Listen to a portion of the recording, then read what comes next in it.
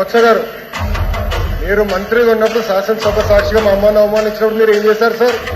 మా తల్లిని అవమానించినప్పుడు ఏం చేశారు? ఏం చేశారు అంటున్నా? మీరు మారుతారా? మహిళల గురించి మీరు మారుతారా? నేను కళ్యాణి గౌరవం అన్నాను. నాకు మహిళలు గౌరవిస్తాను. మా అమ్మ నాకు నేర్పించింది సార్. మీ నాయకుడికి నేర్పించలేదేమో, నాకు నేర్పించారు. మహిళలు ఎట్లా గౌరవించాలో నాకు తెలుసు సార్. శాసనసభ సాక్షిగా మా తల్లిని అవమానించారు. కావాలంటే వీడియో బిల్ ప్లేట్ లో ఆడియో ఉంది, దాంట్లో క్లియర్ గా. ఒక తల్లి ఆవేదన బాధ నాకు తెలుసు సార్. నేను చూసా. 3 నెలలు పట్టింది మా తల్లి రికవర్ అయ్యడానికి. You please don't lecture me on respecting women. నేను కళ్యాణి గారు అన్నాను. దాంట్లో రికార్డులు లేని మేడం గారు అన్నా. ఏదో వచ్చింటే ఏనాడు నేను మాట్లాడలేదు సార్. మాకు చిత్తశుద్ధి ఉంది సార్. వినండి సార్, మీరు ఓపిక లేకపోతే బయటకు వెళ్ళండి. No problem. Please listen. మీ తల్లిని అవమానిస్తే మీరు రిటర్న్ మారుతారా? మీ భార్యను అవమానిస్తే మీరు రిటర్న్ మారుతారా? మీరు మాకు లెక్చర్లు ఇస్తారా? నేను మేడం గారు అన్నాను, కళ్యాణి గారు అన్నాను. సార్ ఏమన్నారు?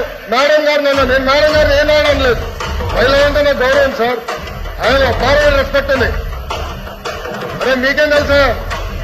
అట్లా మారుతా లూజ్గా. ఏం మారుతున్నారు తెలుసా మీకు?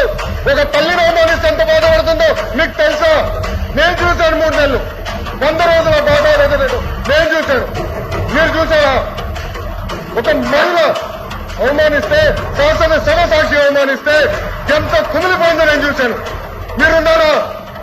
ఈ రోజు కూడా మీ కార్యకర్తలు ఏం చేస్తారండి? మా మహిళలు వ్యతిరేక పోస్టు పెడతారా? మా మహిళలకు ఇచ్చి వచ్చేదని పోస్టు పెడతారా?